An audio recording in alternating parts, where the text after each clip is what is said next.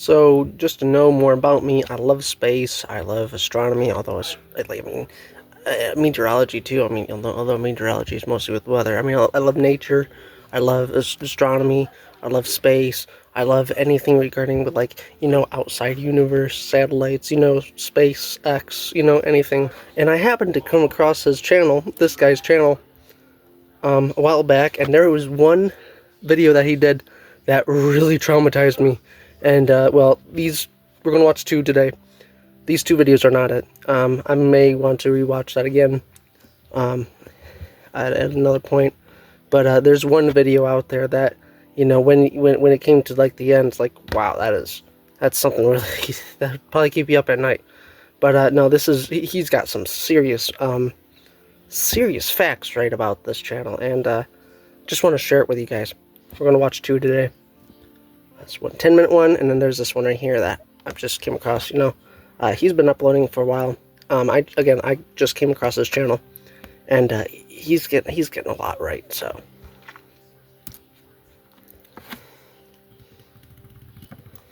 let's watch. What if I told you you were living inside a black hole right now?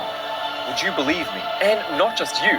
Everything in our observable universe would be inside that black hole. And while this sounds like a great sure a lot of science people have been fiction thinking movie, new about data this, from so JWST, the most see if powerful he's right. telescope in space, has shown it really could be true. And if it is, the repercussions are honestly insane. The Big Bang would essentially be a white hole in disguise. But what is a white hole? And more importantly, what did they see?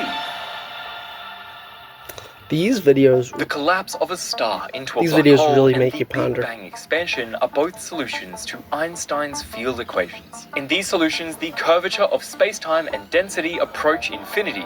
Classical physics fails, and we get some really strange results. It's this similarity that has caused some scientists to ask, could these two solutions be literally two sides of the same coin? Their first similarity is the singularity. In the beginning, everything in the universe was squished into a point with infinite density. This is the space-time singularity that the Big Bang originated from. Black holes, on the other hand, have an equivalent singularity of infinite density. Instead of it existing at the beginning of time, their singularity exists in the heart of the black hole. Their second similarity is... Just know I have not seen this video. I've seen a couple of his videos, but I have not seen this one, and I have not seen the other one either. I just started it, and it's like, you know what, I better react to them. So, but there is one that I did see, but I would like you guys to listen in on it. So we'll do a reaction on that either later today or tomorrow. The horizon. A black hole's event horizon is a sphere around the singularity that represents the point of no return. So much facts right about this. It's like the last video is like, holy cow. It can never come out. Our observable universe has something similar known as the particle horizon. This sphere represents the farthest distance from which light could have arrived at the Earth since the Big Bang. Nothing from the outside of the particle horizon can ever get in, and nothing from the inside of the event horizon can ever get out. Two sides of the same coin. And this isn't just a hand-wavy similarity either. You can do the math and show that if you take the equation for the event horizon of a black hole and substitute in a value for the mass contained inside our observable universe, the resulting event horizon exactly matches the cosmic horizon we observe in our universe today.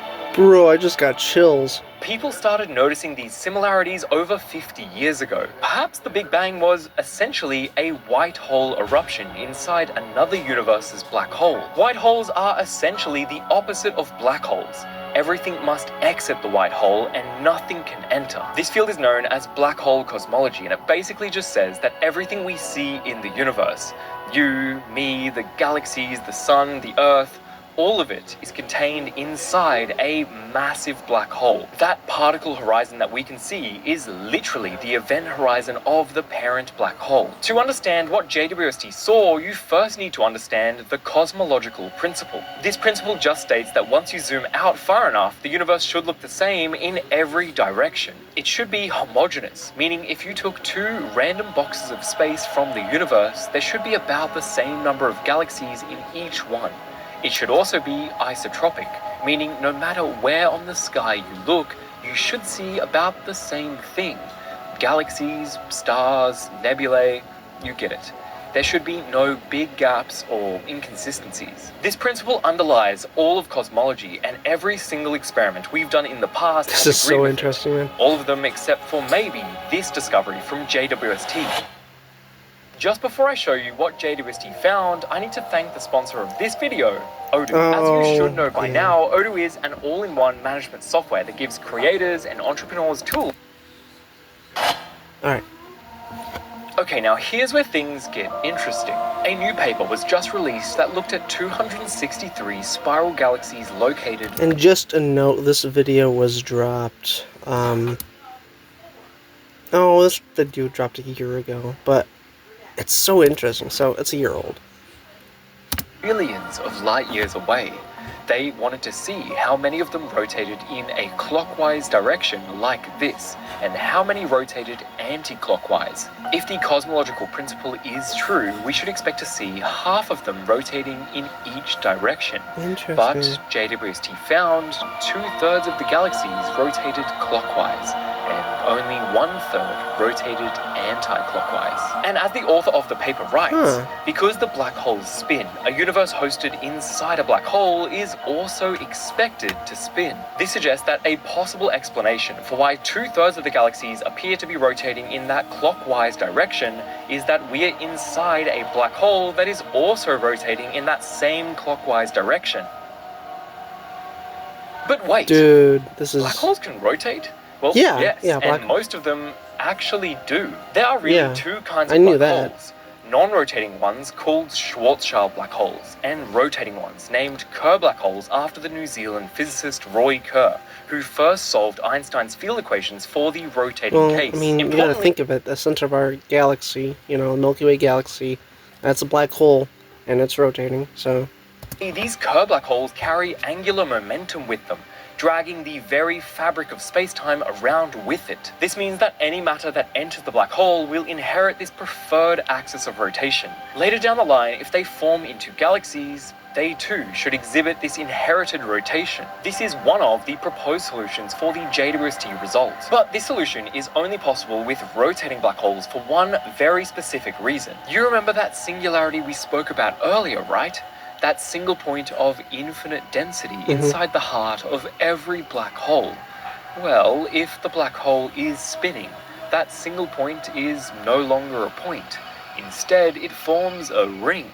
And it's this ring that unlocks the possibility for the Big Bang to be disguised as a white hole.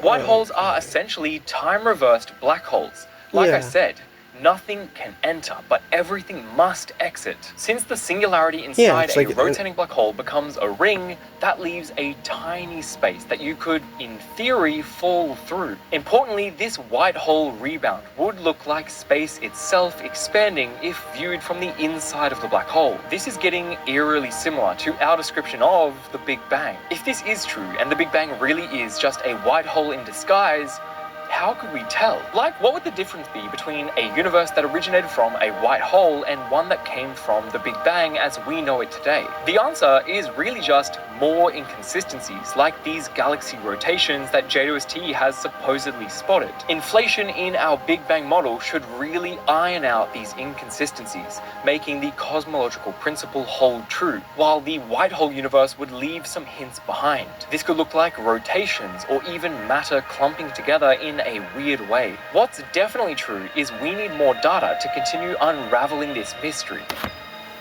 Imagine this is all true and we really are living in some black hole in some other galaxy somewhere. What does this tell us about reality? Well, first, that black hole would be insanely big.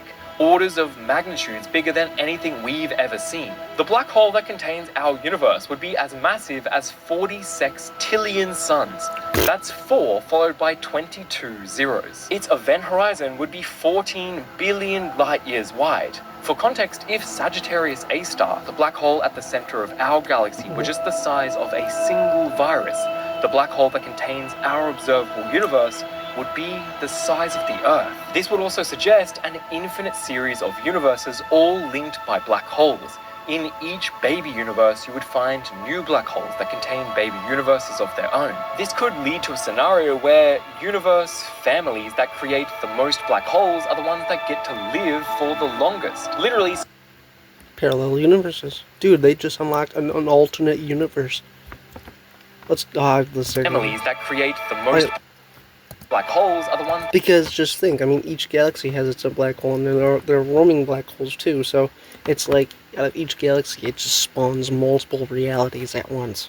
So that just proves it to you that we are not. I mean, out of all the space out there, out of all the stars, let alone in this universe, let alone in this galaxy, this just answers, out of all the probabilities, this just answers that we are not alone in the universe. That get to live for the longest. Literally survival of the fittest, but instead of it being animals, it's universes. But we can't get too far ahead of ourselves. The entire scientific community isn't convinced we are living inside a black hole. True. At least not yet.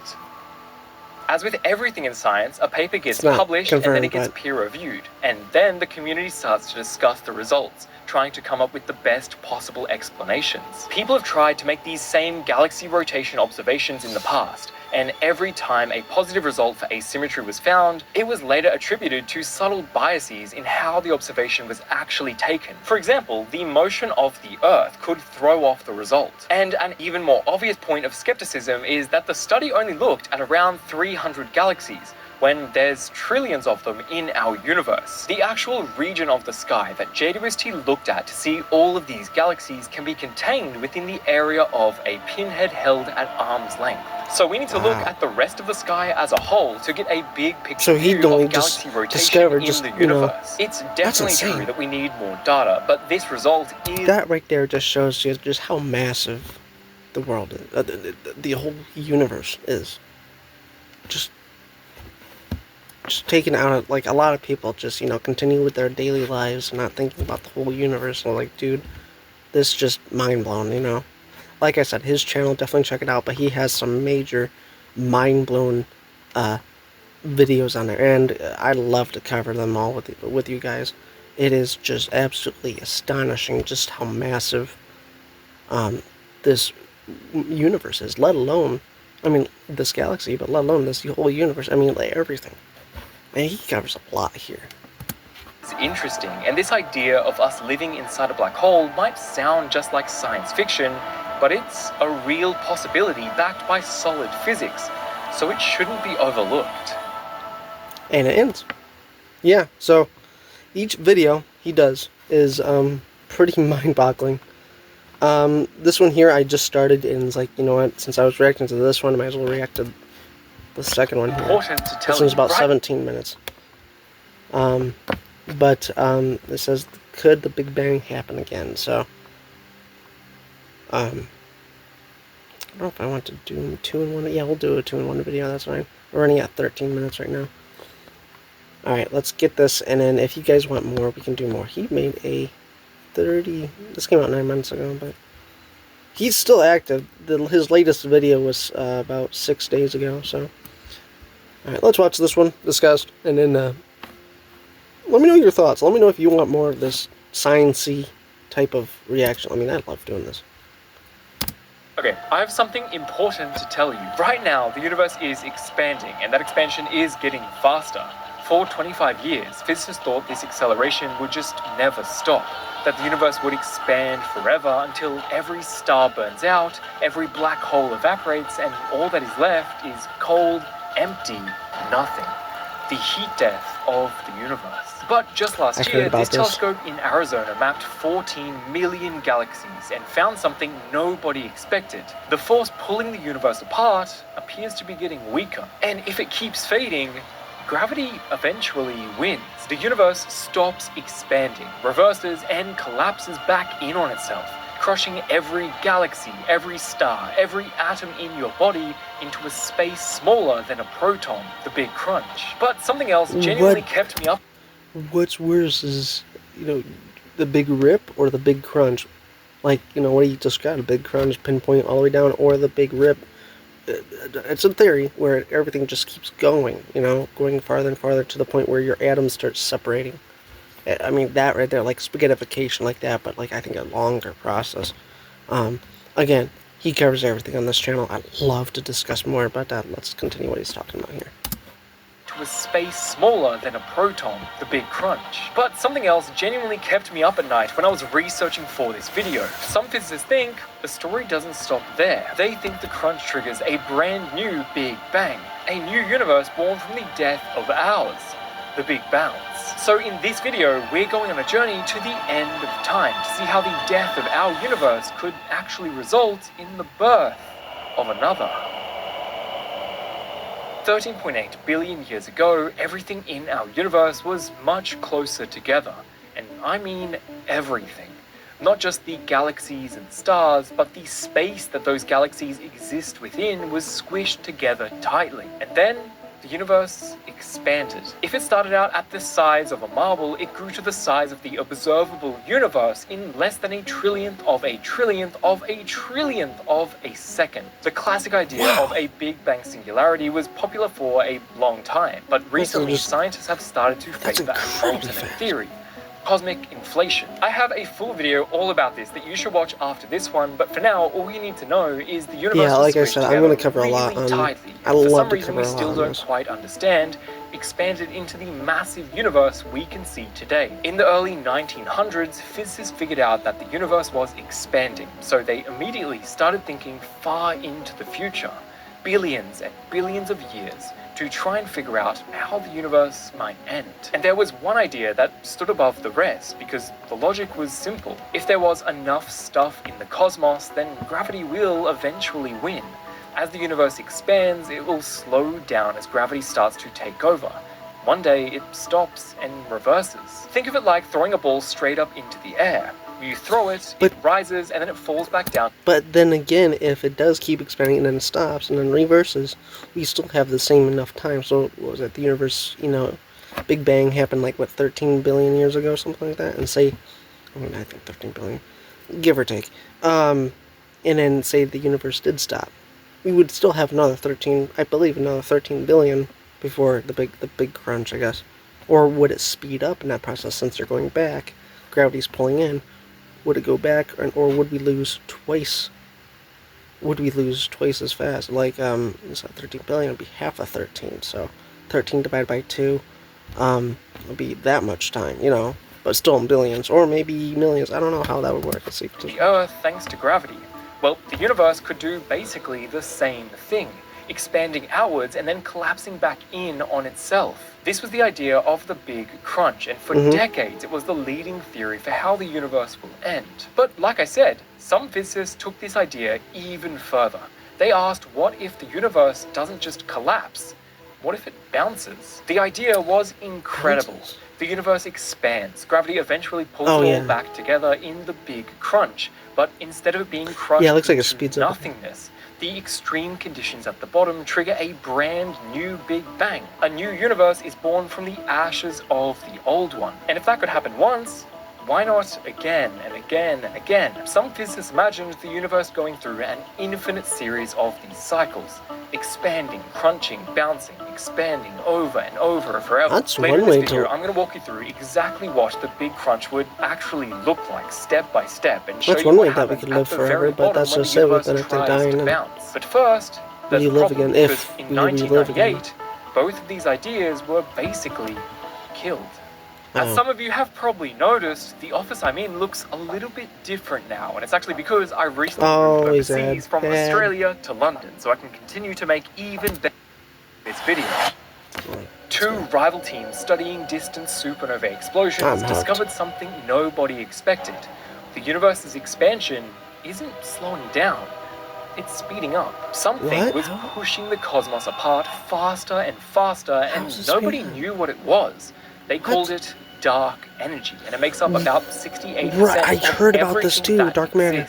This was obviously devastating for the Big Crunch. If the expansion is accelerating, then gravity just never wins. The ball you threw into the air doesn't... Yeah, and in this, I believe this would lead to the Big Rip, which I hope I think he's going to cover this. Keep rising. It's got some kind of rocket attached to it that flies it off into space. It never comes back down. And if the universe never crunches, it certainly never bounces. No crunch, no bounce, no new Big Bang. Both ideas were dead in the water. Instead, the universe expands forever. The stars burn out, the black holes evaporate over unimaginable timescales, and eventually you're left with nothing but an incomprehensibly vast, cold, and empty void. That's the heat death of the universe. Basically, nothing forever. For 25 years, this was the answer. Case closed. But here's where things get really interesting. In 2025, the Dark Energy Spectroscopic Instrument, or DESI, a massive telescope survey based in Arizona, released data that sent shockwaves through the cosmology world. DESI catalogued the positions of over 14 million galaxies and quasars, creating the largest 3D map of the universe in history. Using this map, they measured something called the Bow scale, which is the key that unlocks this whole discovery, so stay with me. During the first 380,000 years of the universe, there was no empty space. Everything was one enormous soup of plasma, and sound waves were rippling through that soup, just like sound waves traveling through air. Gravity was still working. Any areas with more stuff would clump together and try and collapse under gravity, but this force would be quickly counteracted by radiation pressure, the light itself pushing against the soup. This interaction is where those sound waves come from. When the universe finally cooled down enough to allow for the first atoms to form, the plasma turned into a huge gas cloud, and those sound waves were frozen in place. They couldn't travel through the soup anymore. It's as if you dropped a stone in a lake and watched the waves ripple out, and then all of a sudden, the lake froze solid. Now, here's where this gets crazy. These patterns align with where the galaxies preferred to form. Right there in the center, but also out here in the peaks of these sound waves. We know exactly how big those ripples were when they froze, so by mapping where the galaxies are now, we can measure how much of the universe has stretched since then.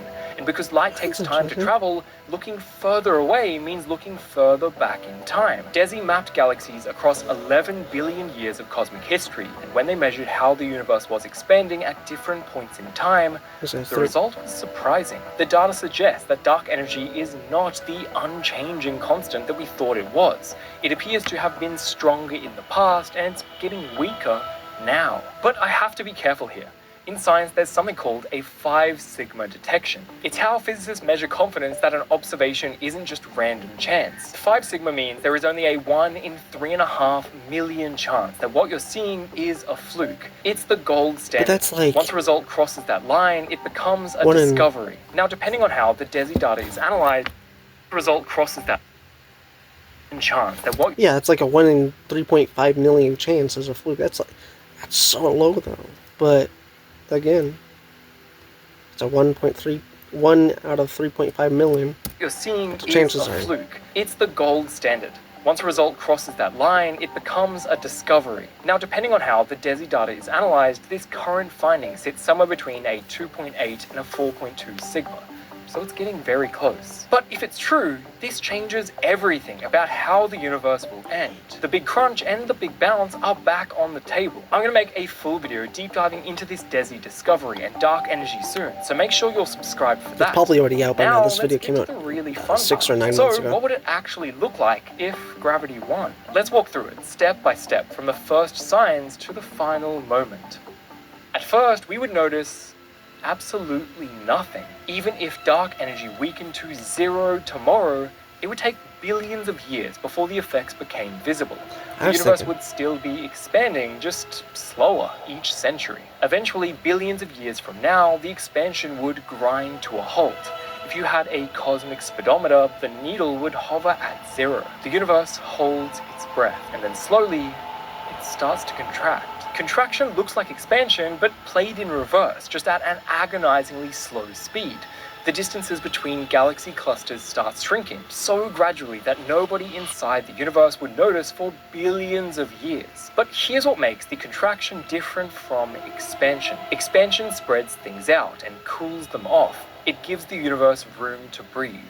Contraction does the opposite. Gravity pulls everything closer together, and as it does, the universe heats up. Distant galaxies that had been flying away from us begin to blue shift. Their light gets compressed instead of stretched. The cosmic microwave background, that ancient afterglow of the Big Bang that currently sits at 2.7 Kelvin, just above absolute zero, starts getting warmer. Galaxies start to collide more frequently, and when they merge, they will light up bright blue thanks to new stars being born. And new planets new form stars are too, going to be but born. surrounded by so many supernovae that their surfaces are sterilized clean. This is the point where new life can no longer form in the universe. As the universe collapses, the CMB continues to get hotter. 3 degrees, then 10 degrees, then 20. But it's not alone. The light from these stars and brightly glowing black holes gets compressed too. As the universe recollapses, the cosmic web of stars and black holes throughout our galaxy heat up faster than the CMB. All of their light from the last few billion years gets progressively squished closer and closer together until things start to get messy. This radiation will ignite the surfaces of stars long before they even collide with one another. Every planet in every galaxy becomes a charred, lifeless rock.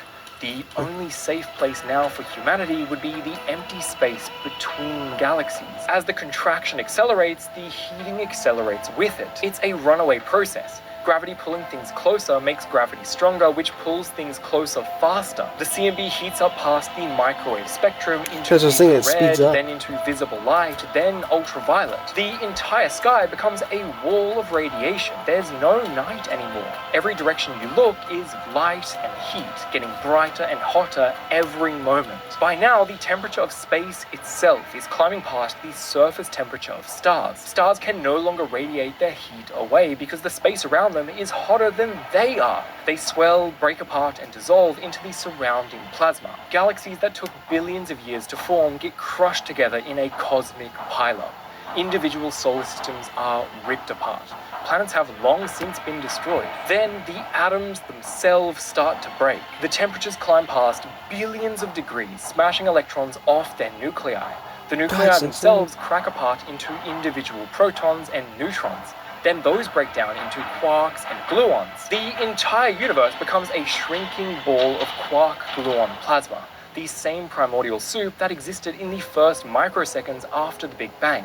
Everything is hotter, denser, more extreme with every passing moment. In these last moments, the universe is collapsing together faster than light. Space itself is shrinking. The density and temperature are climbing towards infinity. If Einstein's equations were the whole story, this ends in a singularity, a point of infinite density where time itself stops. But most physicists today don't think that would actually happen. We already had this same problem with the Big Bang, and the consensus now is that singularities aren't real physics. They're what happens when you push equations past their breaking point. So what actually happens at the bottom of the crunch? At those extreme densities, Einstein's equations just aren't enough. You need quantum mechanics, and the most developed theory of what happens, loop quantum cosmology, predicts something extraordinary. At normal densities, gravity is attractive. It pulls things together. That's what drives the crunch. But at an absurd density called the Planck density, quantum effects in the geometry of space itself generate a powerful repulsive force that overpowers gravity completely. To give you a sense of just how dense this really is, take the most massive black hole we have ever found, TON 618. 66 billion times the mass of our sun. Now squeeze all of it into a ball 5,000 times smaller than a proton. You've just reached the Planck density. It's like the universe has a built-in trampoline. You can fall towards the ground faster and faster, but at the very bottom, instead of hitting the floor, you bounce. The singularity. And this leads to probably the most profound question of all. Has this happened before? If the universe can bounce, why not forever? Physicists like Paul Steinhardt at Princeton have spent decades developing cyclic models where the universe goes through an infinite series of these expansions and contractions. Each big crunch leads to a new Big Bang, and over again. In this picture, our universe isn't even a story. It's one chapter in a book with no beginning and no end. Now, you might be thinking, this sounds pretty incredible, but is any of this actually testable? I mean, we're trying to do science here. And the answer is, amazingly, yes. The cyclic model makes a bold prediction. Primordial gravitational waves should be essentially undetectable.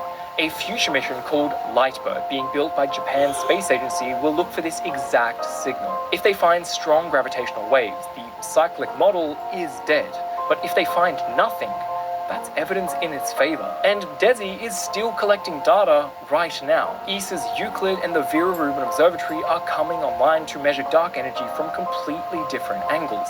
Within the next few years, we should know whether dark energy is truly changing. And if it is, the big crunch goes from a thought experiment to a reality. And even crazier, if quantum gravity is right, it doesn't end there. The universe bounces. New space, new time, new galaxies, new stars, maybe new physics entirely.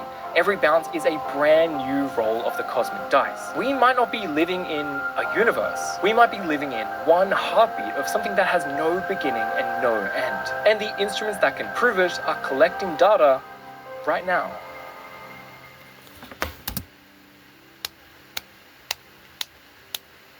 Insane. Okay, I have something. Insane. So, what do you guys think? So let me know down in the comments. Do you want more?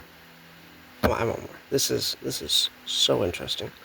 Thank you for watching all the way through. Thank you for getting your science info today. There is that one video, like I said, I'm going to get to. I saw that, and when he was done talking, it kept me up at night. So, yeah, it's definitely something that's mind-boggling. These two here, other than the fact that, you know, it's space, it's history, it's science, maybe it's not proven, but it's plausible. Try to get some sleep tonight. Don't worry about this. You know, don't worry about the big crunch. We're not going to be around for that. Or don't worry about the big rip. You know, I hear people like, no, I don't know if he goes on in that or not, but, you know, instead of the big rip where just things start continuing on forever, where, you know, but I'm pretty sure you guys heard about that. So, anyways, try to get some sleep tonight. Don't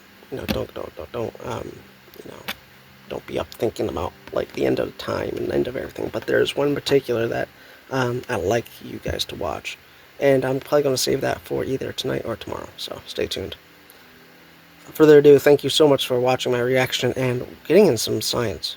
Love some good science. And like I said, I am a major space person. I love astronomy.